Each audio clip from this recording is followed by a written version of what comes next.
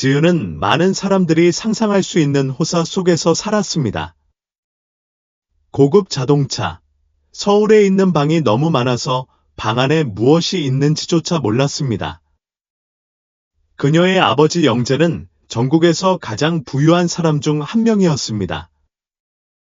모두가 지은을 공주처럼 대했지만 그녀는 그렇게 생각하지 않았습니다. 그녀에게는 모든 것이 피상적으로 보였습니다. 사람들은 그녀의 돈에 관심이 있는 듯했고 그녀의 진짜 모습에는 관심이 없었습니다. 어느 날 저녁, 그녀는 거대한 방에서 창문을 통해 반짝이는 서울의 불빛을 바라보았습니다. 하지만 그 광경조차도 그녀가 느낀 공허함을 달래주지는 못했습니다. 그녀의 어머니는 방금 아버지가 그녀에게 다른 부유한 사업가의 아들을 만나게 하기를 원한다고 말했습니다. 그 소녀는 그녀에게 완벽하다고 여겨졌습니다. 지은은 그의 이름조차 몰랐고 이미 그 생각이 싫었습니다. 왜 그들은 내가 내 삶을 살게 두지 못하는 거지? 왜 모든 것이 돈 중심으로 돌아가야 하는 거지? 그녀는 손가락으로 머리카락을 쓰다듬으며 중얼거렸습니다. 갑자기 문이 쾅 하고 열렸습니다.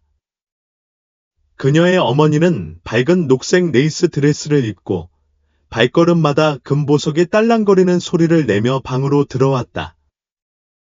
지은, 아직 여기 있니? 아래층으로 내려오라고 했잖아. 내 아빠가 너하고 이야기하고 싶어 하거든. 지은은 눈을 굴렸지만 부모님을 무시하지 않는 게 낫다는 걸 알고 일어났다. 이번에는 아빠가 뭘 원하니? 그녀가 지친 어조로 물었다. 수지는 한숨을 쉬었다. 내 미래를 위해서야, 지은아. 너는 젊어지지 않아. 네가 할 수 있는 사람과 결혼할 때가 됐어. 날 돌봐줘. 지은이가 쏘아붙였다. 엄마.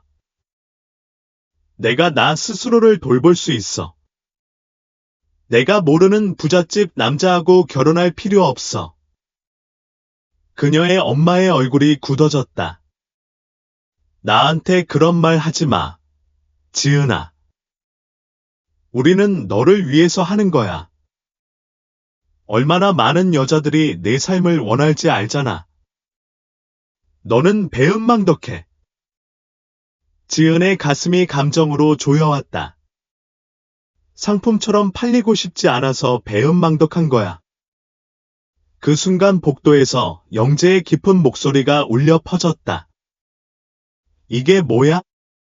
그는 위압적이고 권위적으로 방 안으로 들어왔다.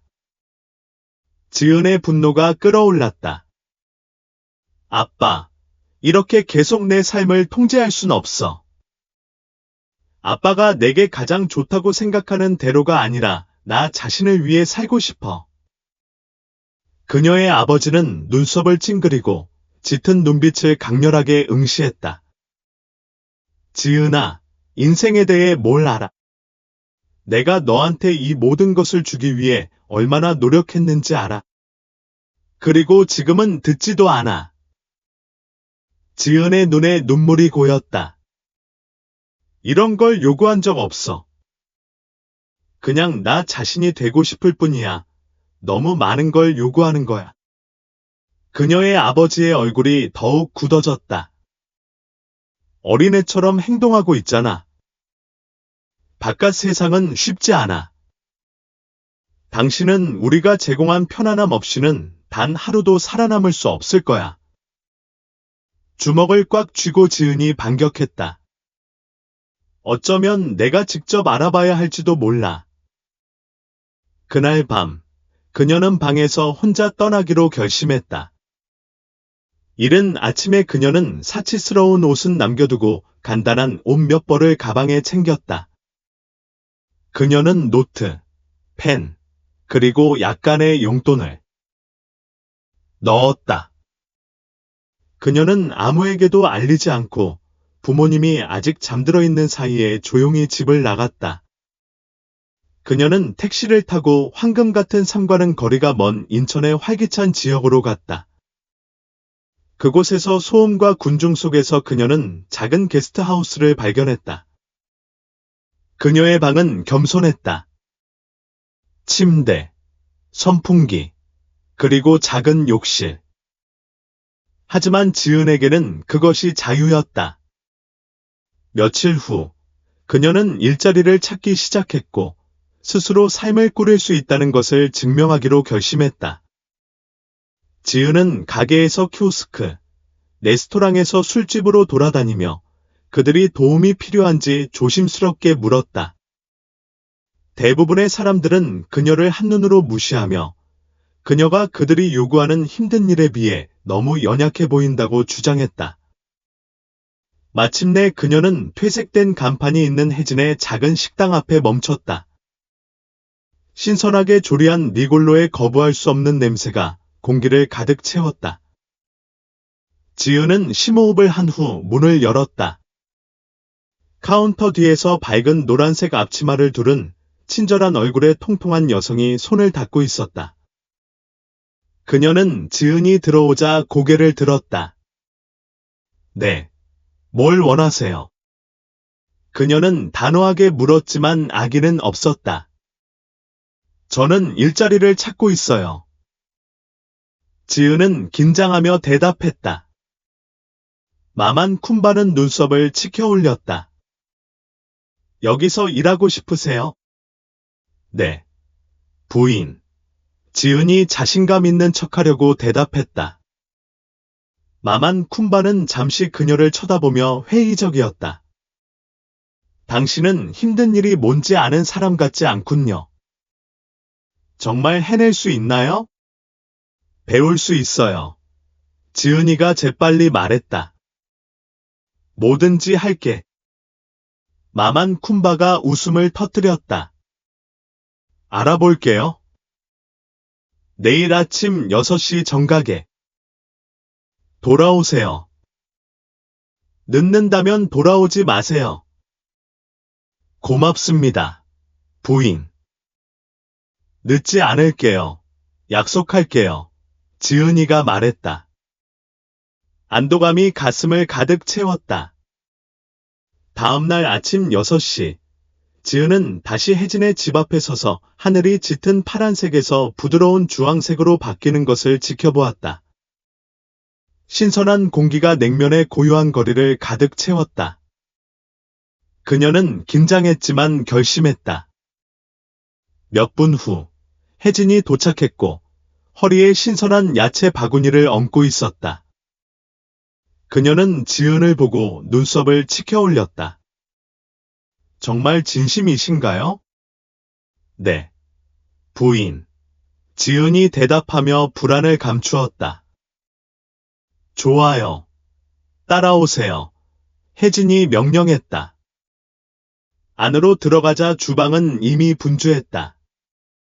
마른 체형의 남자가 인상적인 속도로 양파를 다지고 있었고 엄숙한 얼굴을 한 또 다른 통통한 여자가 큰 냄비에 담긴 수프를 저었다. 매콤하고 맛있는 향이 공기를 가득 채웠다. 마만 쿤바가 손뼉을 쳤다. 여러분, 여기 지은이가 있습니다. 신입입니다. 그녀는 여기서 일하고 싶다고 합니다. 그녀가 할 수 있는지 봅시다. 지은이 나중에 데려온 통통한 여자의 이름은 민서였다. 그녀는 핸드백을 제외하고는 다른 것을 입은 적이 없는 듯 희죽 웃었다. 지은은 얼굴을 붉히며 억지로 미소를 지었다.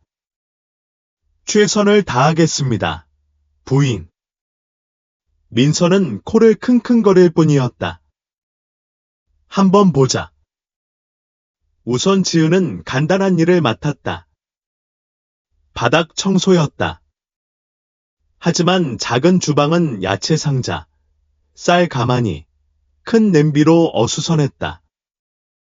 빗자루를 옮기려고 하다가 어색하게 양동이를 넘어뜨리고 소리쳤다.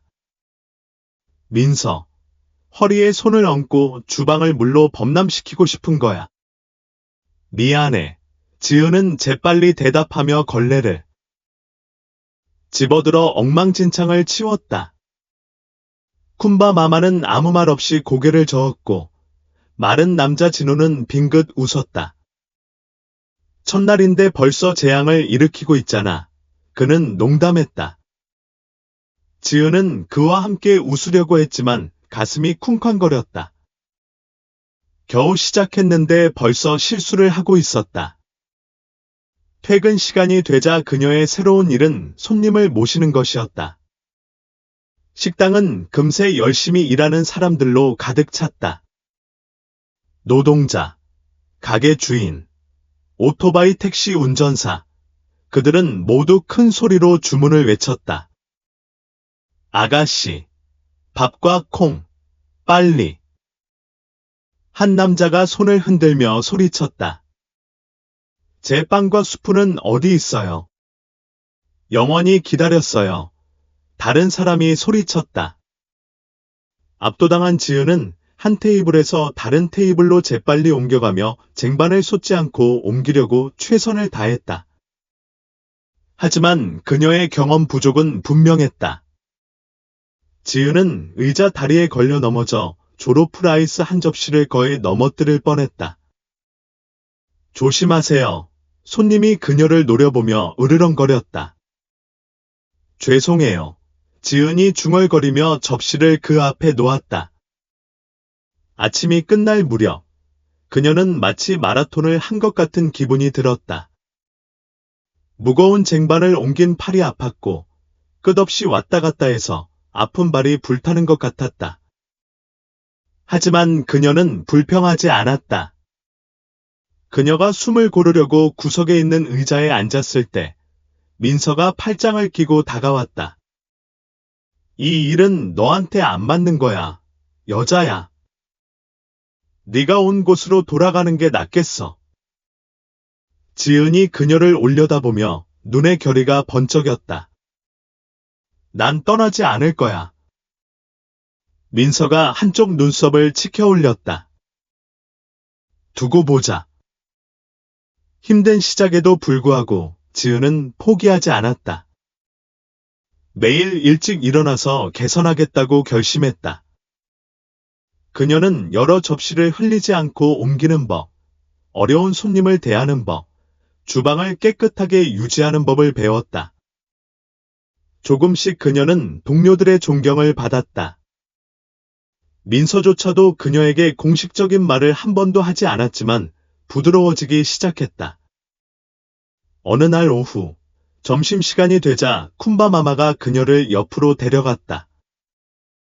너는 열심히 일하는구나, 지은아. 나도 알지만 여기서는 강해야 해. 여기는 예민한 영혼을 위한 곳이 아니야.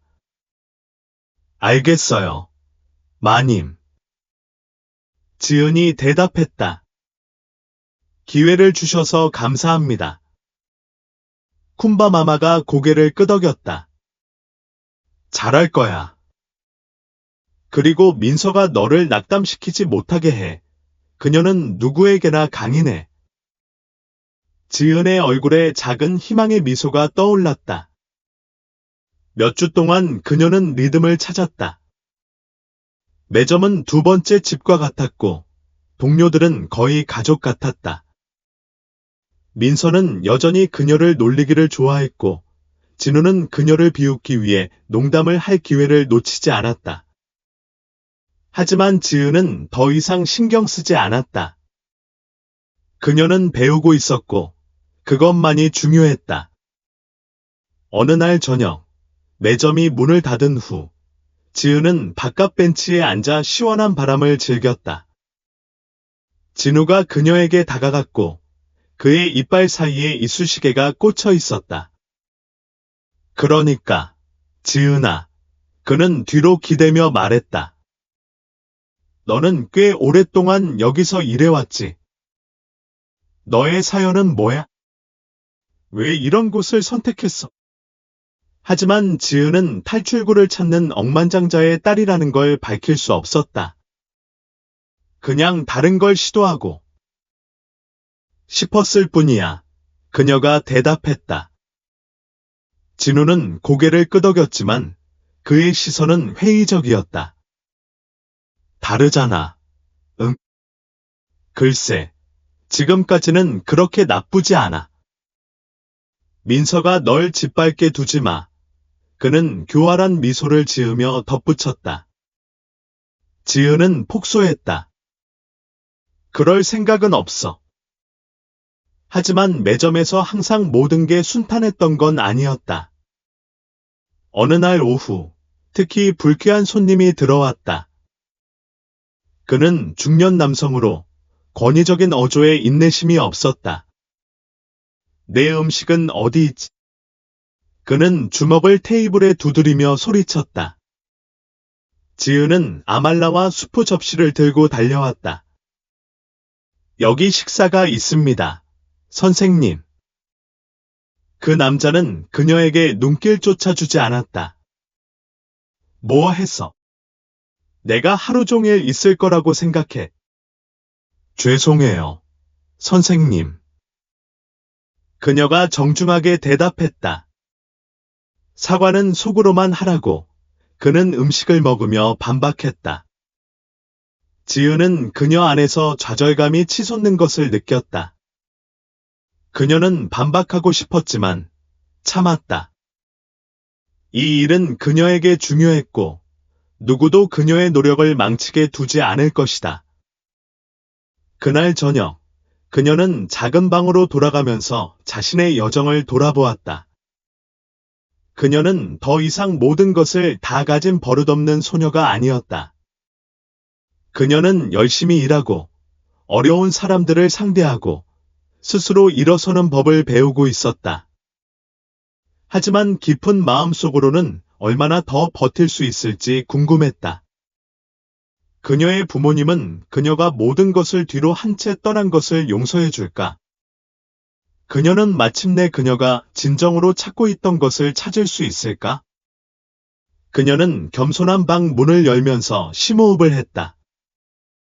그녀는 아직 모든 답을 얻지 못했지만 한 가지 확실한 것은 그녀가 있어야 할 자리에 정확히 있었다는 것입니다.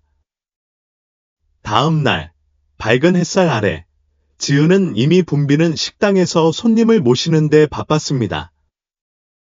접시가 덜커덕거리는 소리, 큰 소리로 외치는 주문, 민서의 으르렁거리는 지시가 그녀가 리골로프와 튀긴 플랜틴이 담긴 쟁반을 테이블로 가져오는 동안 공기를 가득 채웠습니다. 새로 온 사람이 그녀의 관심을 끌었습니다. 키가 크고 날씬하며 기름 얼룩이 묻은 티셔츠와 청바지를 입고 있었고 검고 매끄러운 피부와 빛나는 미소를 지녔습니다. 지은은 거의 쟁반을 떨어뜨릴 뻔했습니다. 그 남자는 카운터에 다가가기 전에 주변을 둘러보았습니다. 안녕하세요, 부인. 도도새우가 들어간 밥과 콩 한 접시 주세요. 지은은 재빨리 시선을 돌렸고 뺨이 붉어지는 것을 느꼈습니다. 그녀는 이 남자가 왜 그녀에게 이렇게 큰 영향을 미치는지 이해할 수 없었습니다. 그녀는 이전에도 매력적인 남자를 본 적이 있지만 그의 미소와 차분한 목소리에 그녀의 심장이 두근거렸습니다. 민서는 그녀의 불편함을 알아차리고 싱긋 웃으며 말했다. 그냥 서 있지 말고 가서 그에게 음식을 제공하세요. 지은은 그녀를 노려보며 접시를 들고 남자의 테이블로 향했다. 여기 음식이 있습니다. 선생님, 그녀가 말하며 접시를 그의 앞에 놓았다. 남자는 고개를 들어 그녀를 다시 미소 지었다. 고맙습니다. 웨이트리스 양. 지은은 그의 따뜻한 어조에 깜짝 놀라 잠시 얼어붙어 서 있었다. 천만에요. 그녀는 재빨리 대답하고 카운터로 돌아갔다. 점심시간에 혼잡이 가라앉기 시작하자 남자는 테이블에 앉아 천천히 먹으며 휴대전화를 흘깃 보았다. 지은은 그를 훔쳐보지 않을 수 없었다. 모든 것을 알아차린 민서는 놀리는 듯한 미소로 그녀를 마주쳤다. 그를 좋아하시죠? 그녀가 속삭였다. 뭐요? 아니, 전혀요. 지은은 설득력 있게 들리지 않을 만큼 재빨리 대답했다. 민서는 웃음을 터뜨렸다. 너 때문에 죽겠어. 지은아, 지은은 눈을 굴렸지만 심장은 쿵쾅거렸다. 그녀는 그 남자의 이름조차 몰랐고 민서는 이미 그녀를 놀리고 있었다. 그는 식사를 마치고 계산대로 걸어갔다. 맛있게 먹게 해주셔서 감사합니다. 그는 몇 장의 영수증을 건네주며 말했다. 언제든지 다시 오세요. 마마 쿤바가 따뜻한 미소로 대답했다. 그 남자는 지은에게 돌아서서 덧붙였다. 전문적으로 서비스해 주시네요. 꼭 다시 올게요. 지은은 긴장해서 웃었다. 감사합니다. 선생님. 저는 상훈입니다. 그는 손을 내밀며 말했다. 지은은 잠시 주저하다가 악수했다.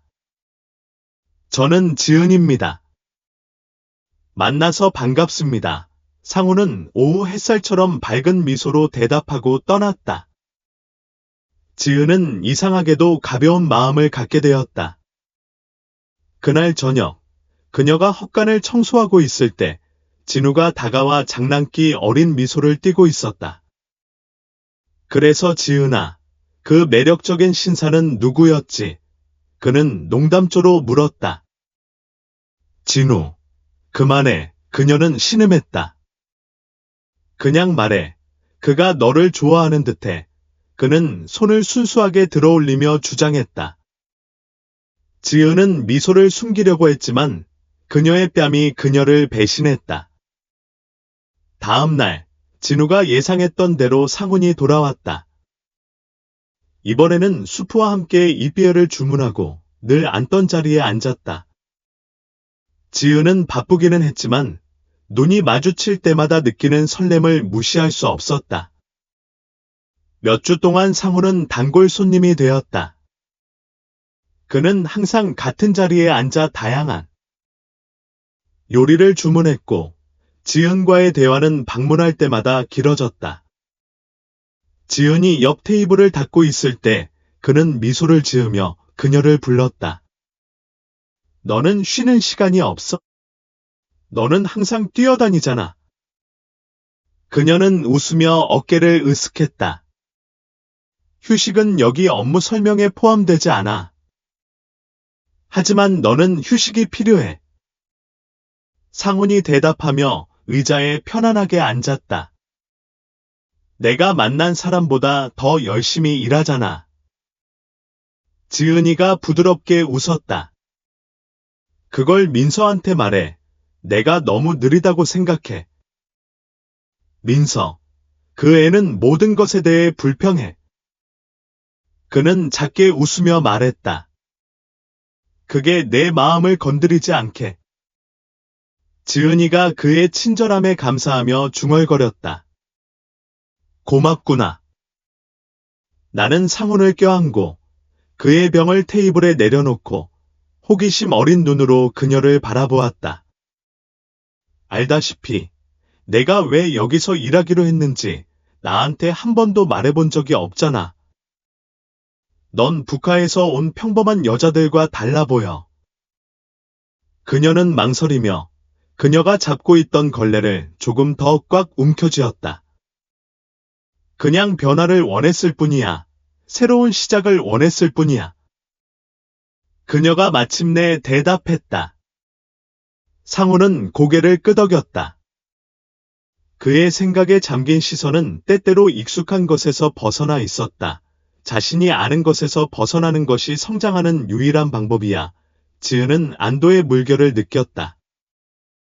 그는 더 이상 강요하지 않았고 그녀는 그것에 감사했다. 그녀의 과거에 대한 진실은 여전히 공유하기에는 너무 무거웠다.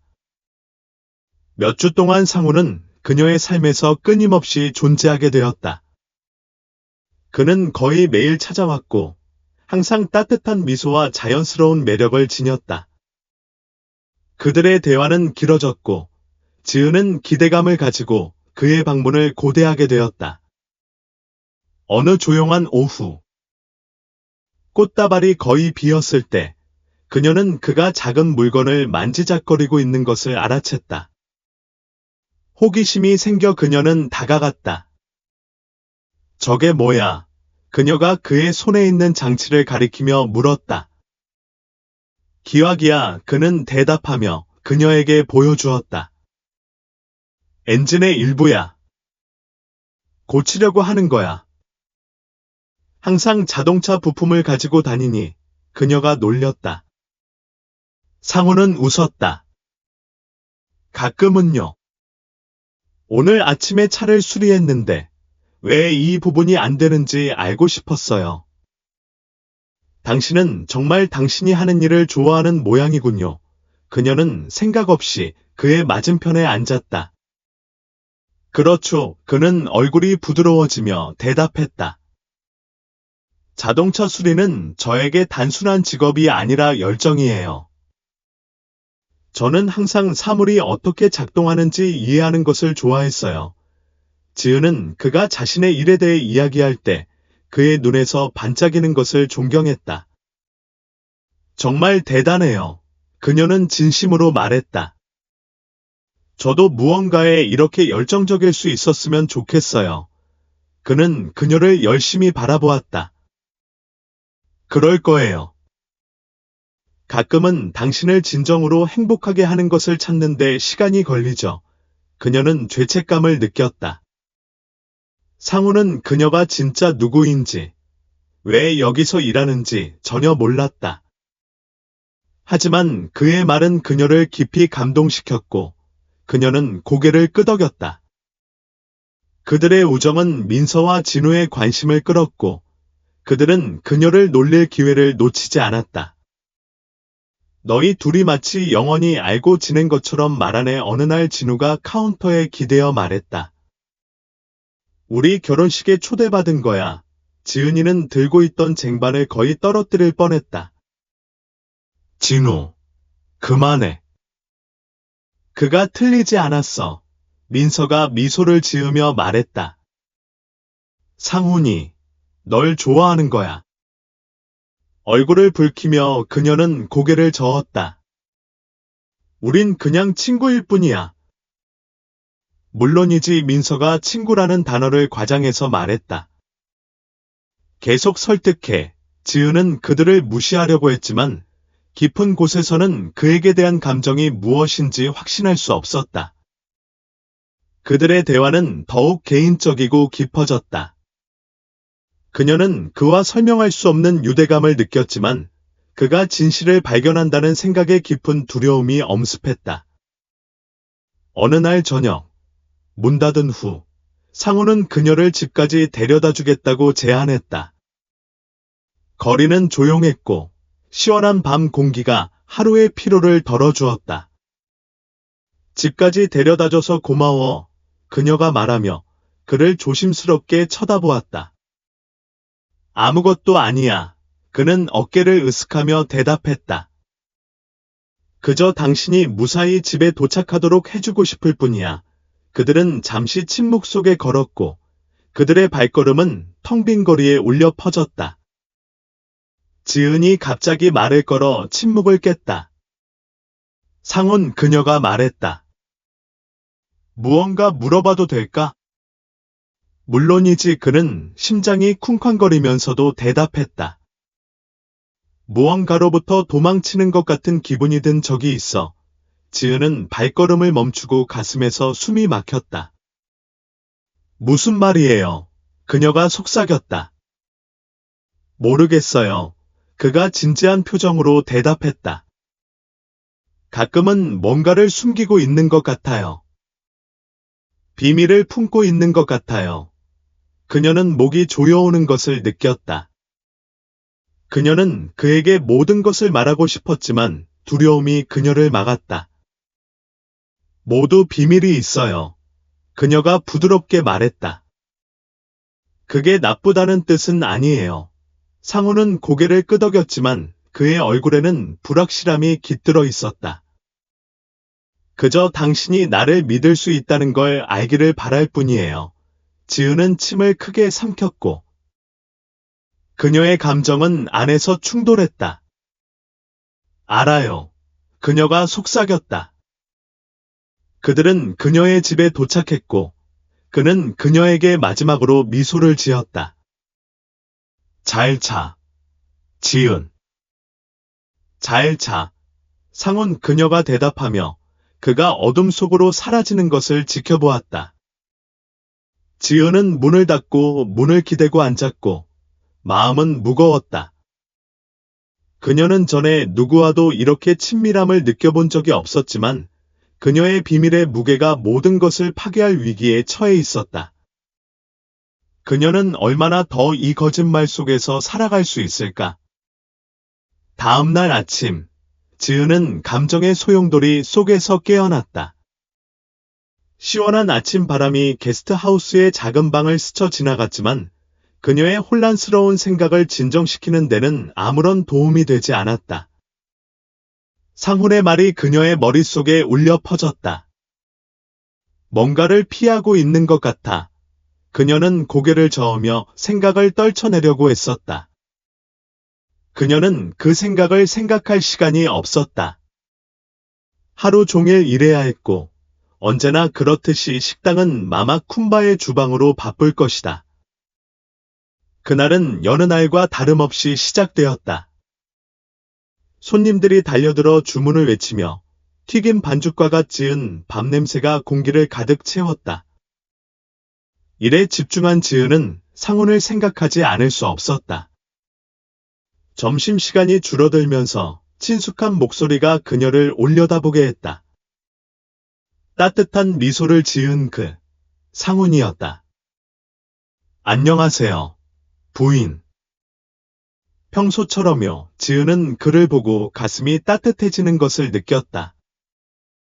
그녀는 그의 접시를 잡고 건네주었다. 그녀의 가슴에는 평소처럼 약간의 죄책감이 뭉쳐졌다. 그녀는 그에게 작게 미소를 지었다. 고맙습니다. 마이암 상훈은 잠시 주저하다가 다시 진지한 표정을 지었다. 잠깐 앉아 계실 수 있나요? 말씀드릴 게 있어요. 놀란 마이암은 그레이스가 보지 않는지 확인한 뒤 고개를 끄덕이고 그의 맞은편에 앉았다. 무슨 일이에요? 그녀가 부드럽게 물었다. 제 작업장이 철거되었어요.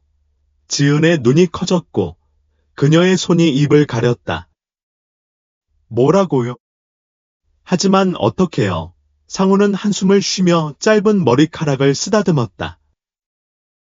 주인이 땅을 대기업에 팔았어요.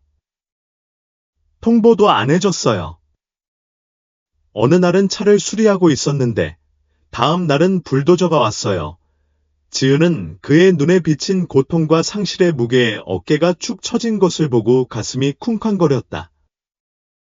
미안해, 상훈아. 정말 끔찍해. 그는 고개를 끄덕였다. 불공평해.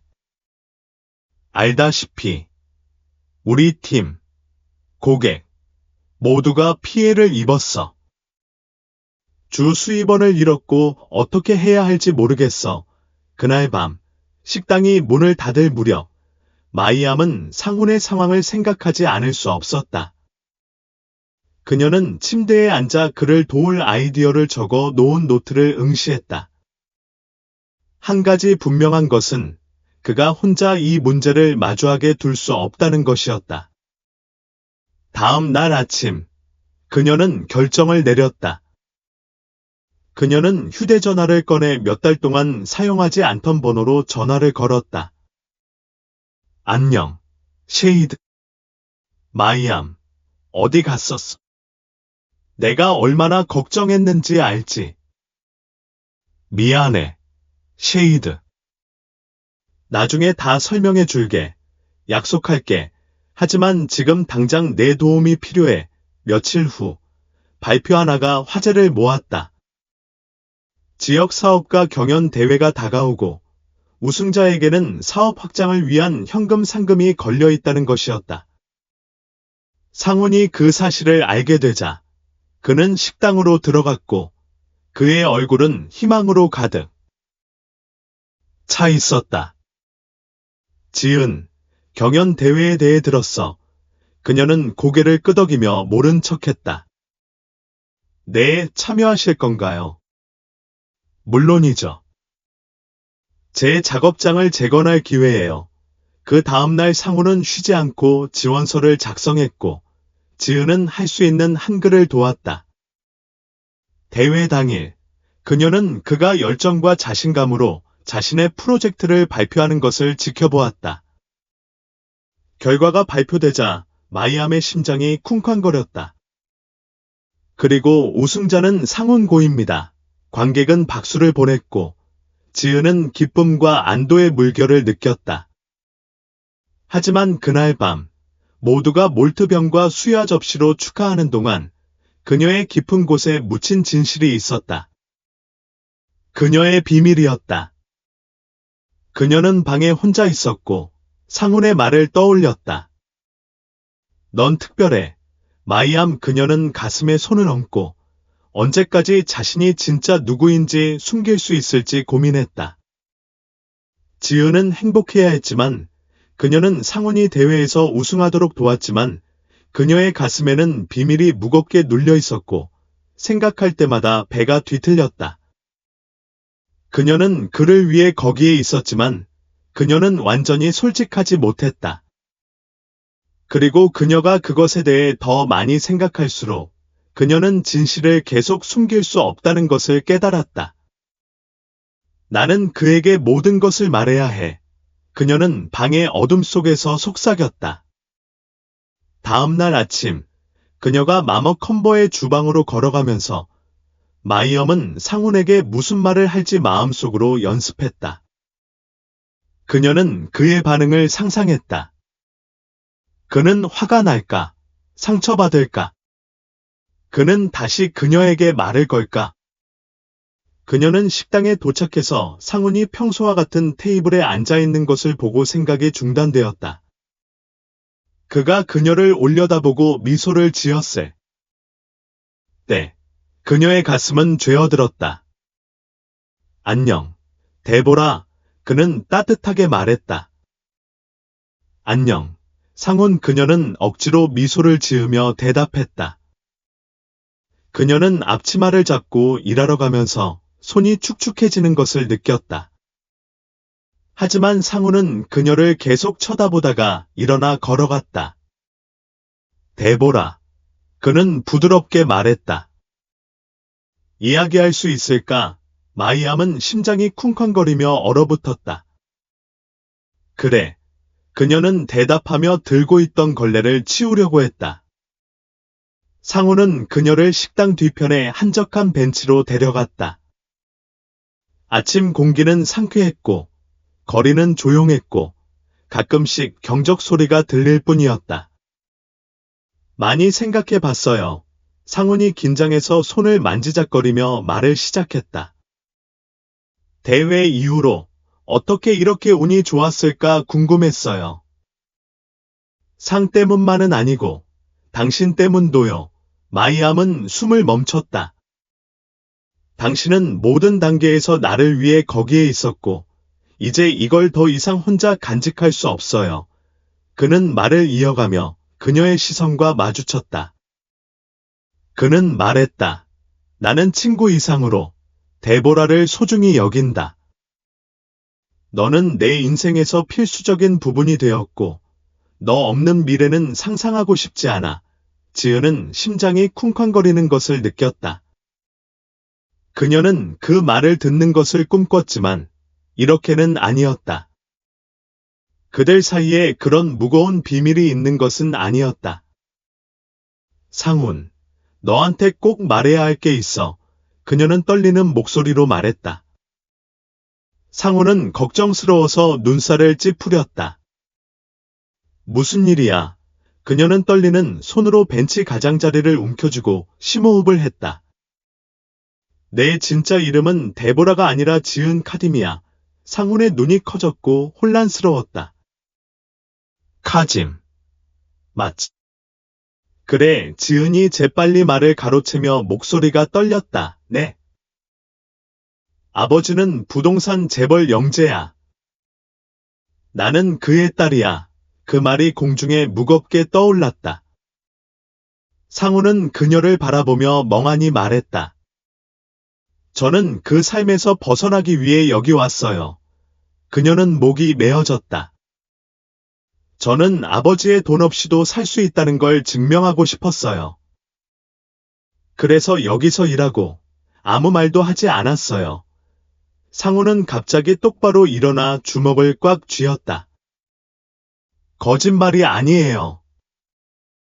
지은이가 필사적으로 항의했다.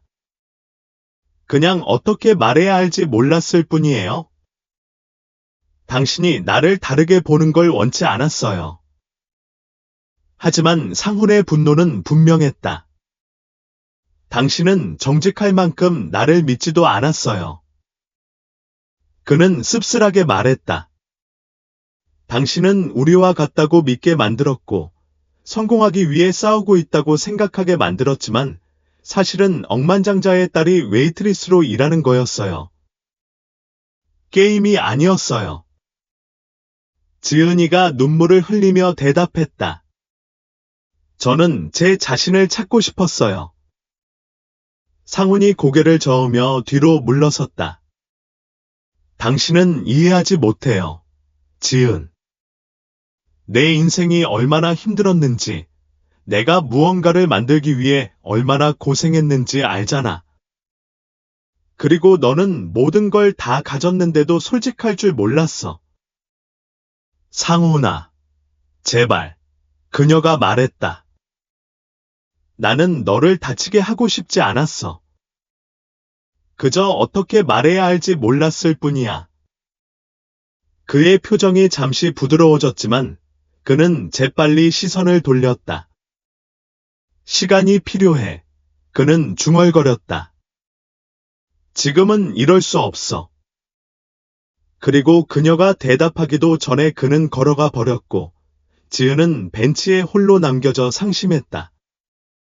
그 뒤의 날들은 지은의 인생에서 가장 힘든 날들 중 하나였다. 그녀는 매일 출근했지만 상훈은 더 이상 식당에 오지 않았다. 한때 그녀의 하루를 밝게 해주었던 활기찬 대화와 놀림은 사라지고 그녀가 채울 수 없는 공허함으로 대체되었다. 어느 날 오후 그녀의 동료인 아민서는 그녀를 옆으로 데려갔고 그녀의 눈썹을 찡그렸다. 데보라. 아니, 잠깐. 지은. 그녀는 부드럽게 말했다. 요즘 뭐 했어? 유령 같아. 지은은 한숨을 쉬며 앞치마로 손을 닦았다. 나는 상훈에게 내가 진짜 누구인지에 대한 진실을 말했다. 아민서의 눈이 커졌다. 그는 몰랐다는 거야. 아니, 지은이 중얼거렸고, 이제 나는 그를 잃은 것 같아. 아민서가 고개를 저으며 평소의 활기찬 목소리를 누그러뜨렸다. 너는 생각보다 용감하구나, 내 아가씨. 진실을 말하는 데는 용기가 필요해. 그가 정말로 너를 걱정한다면 그는 돌아올 거야. 지은이는 고개를 끄덕였지만 그녀는 자신의 말을 믿을지 확신하지 못했다. 일주일 후 상훈이 식당에 들어섰다. 지은은 그를 보고 가슴이 쿵쾅거렸지만 그녀는 침착함을 유지하려고 애썼다. 그는 달랐고 피곤해 보였고 잠을 많이 자지 못한 듯했다. 그는 평소와 같은 테이블에 앉았다.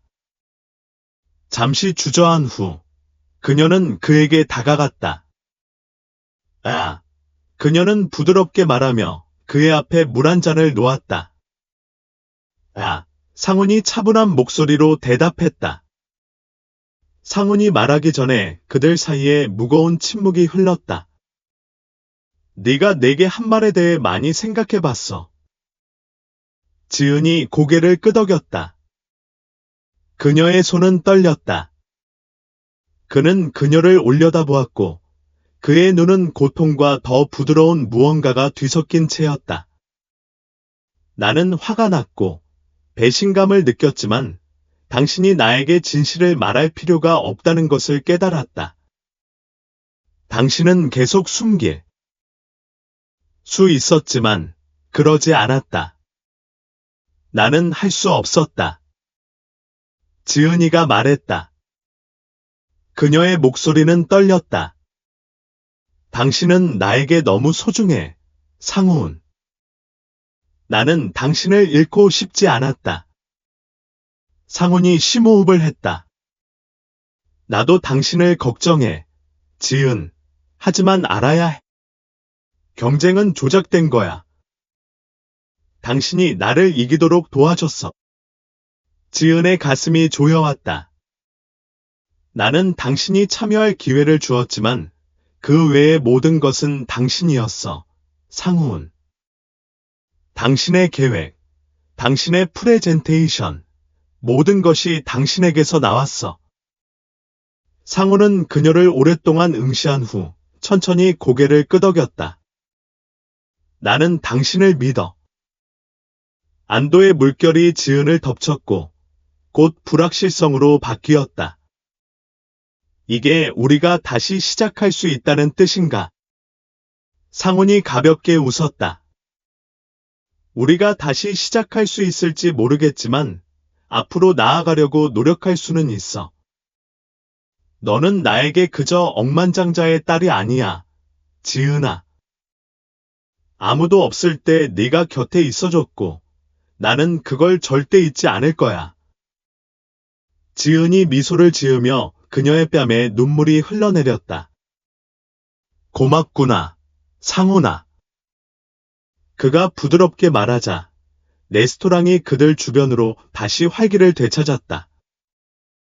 지은은 그들의 미래가 어떻게 될지 몰랐지만 오랜만에 희망이 가득 찬 기분이 들었다.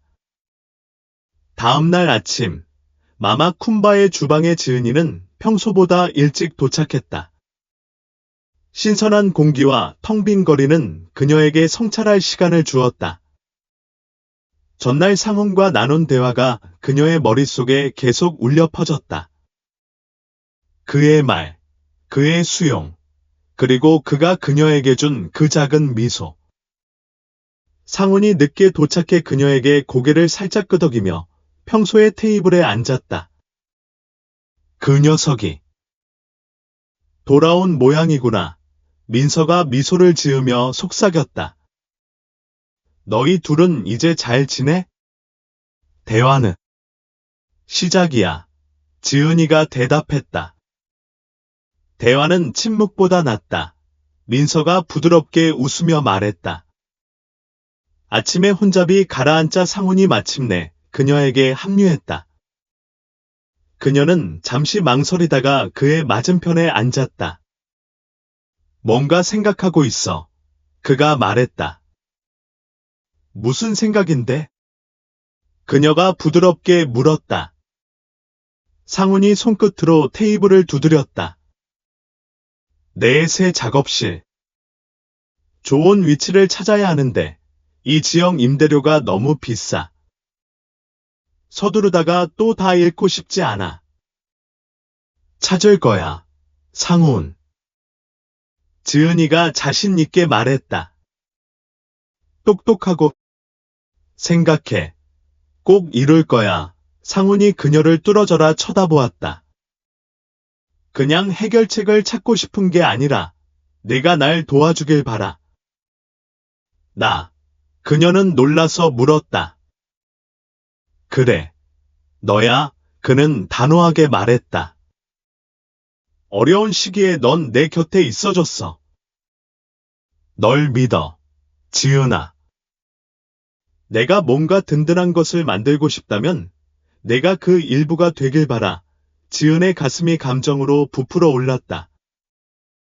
널 도울 수 있어서 영광이야. 그 뒤 몇 주 동안 그들은 이상적인 장소를 찾기 위해 쉬지 않고 일했다.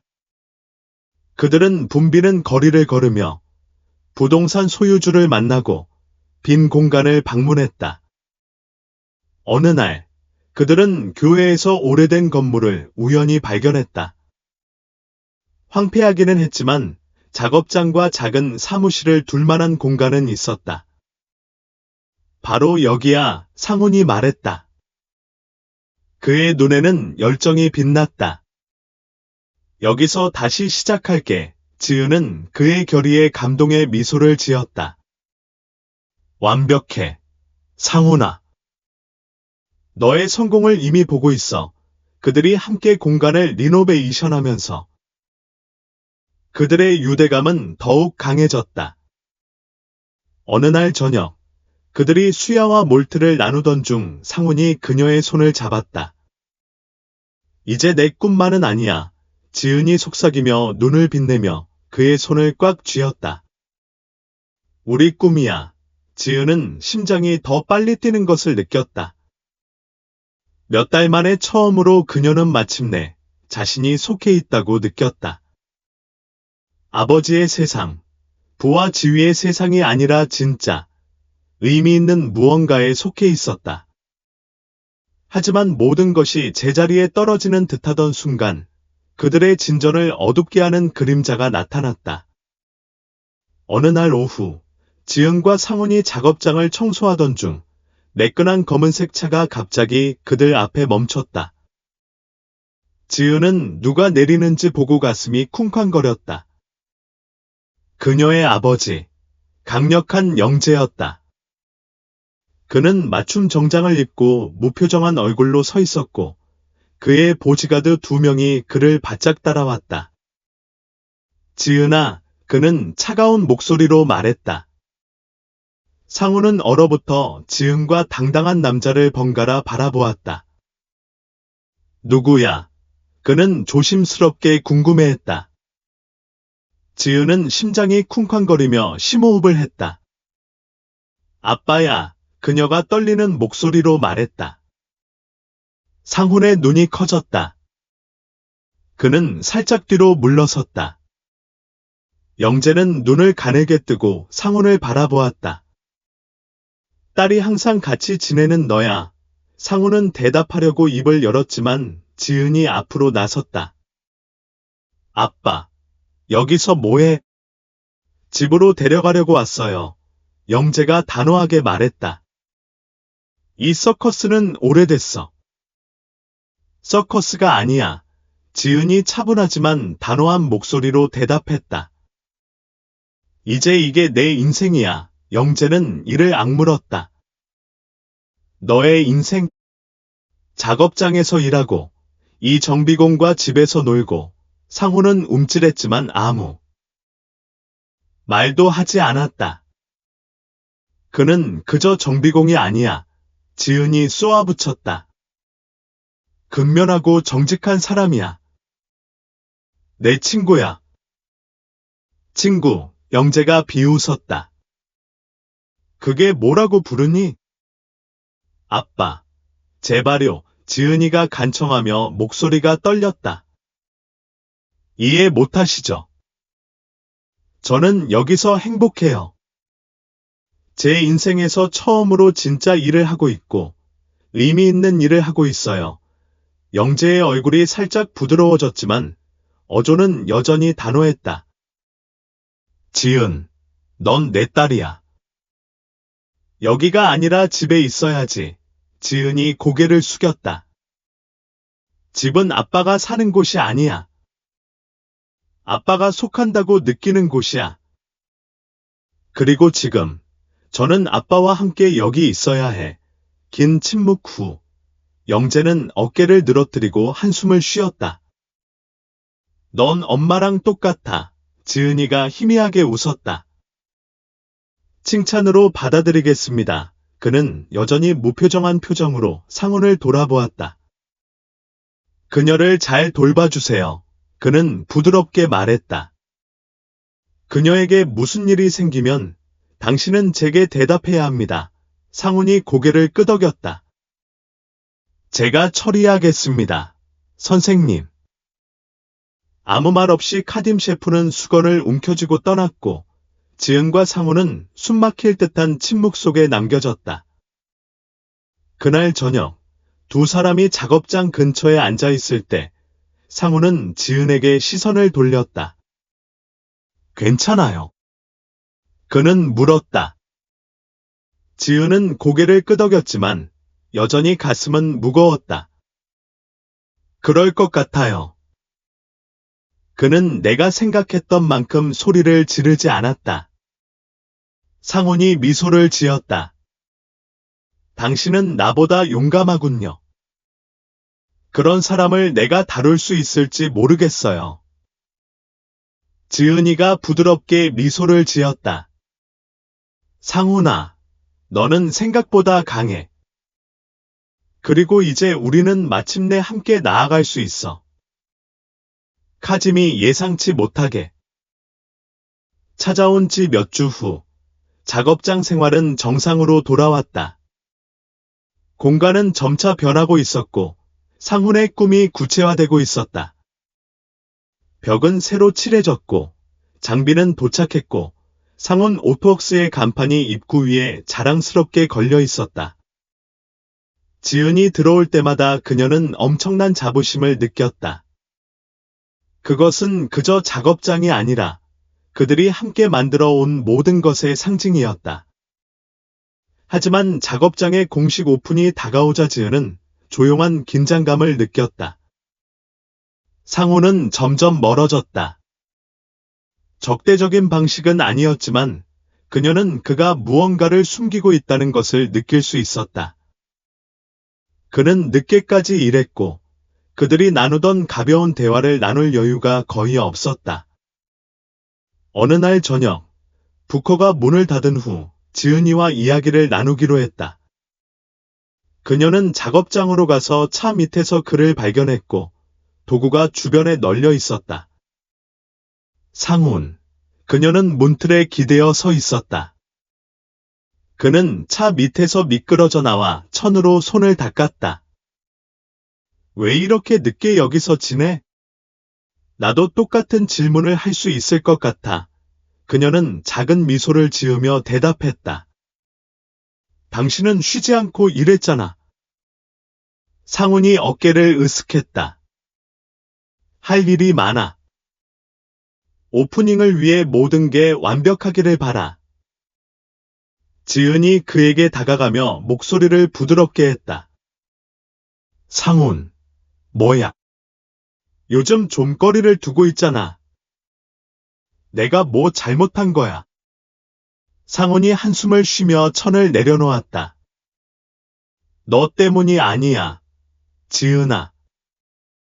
나 때문이야. 우리에 대해 많이 생각했어. 지은의 가슴이 조여왔다. 무슨 말이야? 상훈은 망설이며 그녀의 눈을 마주쳤다. 너는 카딤의 딸이고 나는 그저 정비공일 뿐이야. 내가 정말 내 세상의 일부가 될 수 있을까? 지은의 가슴이 조여왔다. 상훈, 나는 거기에 속하지 않아서 그 세상을 떠났어. 여기, 너와 함께 내가 올바른 자리에 있다고 느껴. 하지만 얼마나? 상훈이 중얼거렸다. 언젠가 이 단순한 삶에 지치면 어떡하지? 내 아버지가 돌아오라고 재촉하면 어떡하지? 내가 내게 그저 일시적인 현상이라면 어떡하지? 지은이가 다가와서 그의 손을 잡았다. 너는 일시적인 현상이 아니야, 상훈. 너는 내 선택이야. 내 세상은 돈이나 지위를 중심으로 돌지 않아. 나를 있는 그대로 보는 사람, 바로 너야. 상훈이 그녀를 바라보며 표정이 부드러워졌다. 상훈이 그녀를 끌어안고 꼭 껴안기 전까지 두 사람 사이에는 긴 침묵이 흘렀다. 미안해. 그는 중얼거렸다. 그냥 그 말을 듣고 싶었던 모양이다. 지은이 그의 어깨에 미소를 지었다. 혼자 할 필요 없어. 상훈. 우리는 팀이라는 걸 기억나. 상훈 오토웍스 오픈의 중요한 날은 대성공이었다. 친구, 가족, 이웃들이 축하하러 왔다. 워크숍은 웃음과 이 행사를 위해 고용한 상인이 구운 수야 냄새로 가득했다. 지은은 상훈이 군중과 어울리며 악수하고 모두에게 감사를 표하는 것을 보며 미소를 멈출 수 없었다. 그는 너무 행복해 보였고 생동감 있어 보였다. 지은은 자신이 상훈의 여정에 동참했다는 사실을 깨닫고 자부심의 물결을 느꼈다. 저녁이 깊어지자 흠잡을 데 없는 정장을 입은 셰프 카딤이 도착했다. 그가 들어오자 군중이 마법처럼 갈라졌고 그의 존재는 주의를 끌었다. 아빠, 지은이가 그를 맞으러 나서며 말했다. 카딤 셰프가 고개를 끄덕이며 작업장을 훑어보았다. 여기서 잘하셨어요. 그는 중립적인 어조로 말했다. 나 혼자가 아니에요. 지은이가 대답하며 상훈을 쳐다보았다. 우리가 함께 했어요. 카딤 셰프의 눈이 부드러워지며 딸을 바라보았다. 알겠어요. 그러고는 상훈에게 손을 내밀었다. 축하해요. 젊은이, 대단한 걸 만들어냈어요. 상훈은 잠시 망설이다가 악수를 청했다. 고맙습니다. 선생님. 정말 큰 의미가 있어요. 처음으로 두 사람 사이에 휴전이 성립된 듯했다. 말이 필요 없는 침묵의 이해였다. 행사가 끝나갈 무렵 마지막 손님들이 나가기 시작하자 지은과 상훈은 작업장 계단에 앉아 별을 바라보았다. 꿈 같아요. 상훈이 말했다. 그의 목소리는 놀라움으로 가득했다. 꿈이 아니에요. 지은이 미소를 지으며 대답했다. 진짜예요. 그리고 시작일 뿐이에요. 상훈이 그녀를 바라보며 감사의 눈빛을 빛냈다. 당신 없이는 이걸 할 수 없었을 거예요. 당신 없이는 아무것도 할 수 없었을 거예요. 그녀가 대답했다. 그들은 잠시 그곳에 머물렀다. 편안한 침묵 속에서 시원한 밤 공기가 그들을 감쌌다. 하지만 지은이가 긴장을 풀기 시작하자마자 그녀의 전화가 진동했다. 그녀는 화면을 흘낏 보았고 그녀의 아빠로부터 온 메시지를 보았다. 우리 이야기해야 해. 시간이 되면 전화해. 불안한 떨림이 그녀의 몸을 휩쓸었고 그녀의 배가 조여왔다. 괜찮아요. 상훈이 그녀의 표정을 알아차리고 물었다. 아빠예요. 그녀가 중얼거렸다. 그는 이야기하고 싶어 한다. 상훈이 천천히 고개를 끄덕였다. 우리에 대한 이야기라고 생각해. 모르겠어요. 지은이 인정했지만 그게 뭐든 우리는 함께 맞설 거예요. 그녀가 상훈의 어깨에 머리를 얹자 미래의 불확실성이 그녀를 무겁게 짓눌렀어요. 그녀는 미래가 어떻게 될지 몰랐지만 한 가지 확실한 것은 아무도 그들을 떼어놓을 수 없다는 거예요.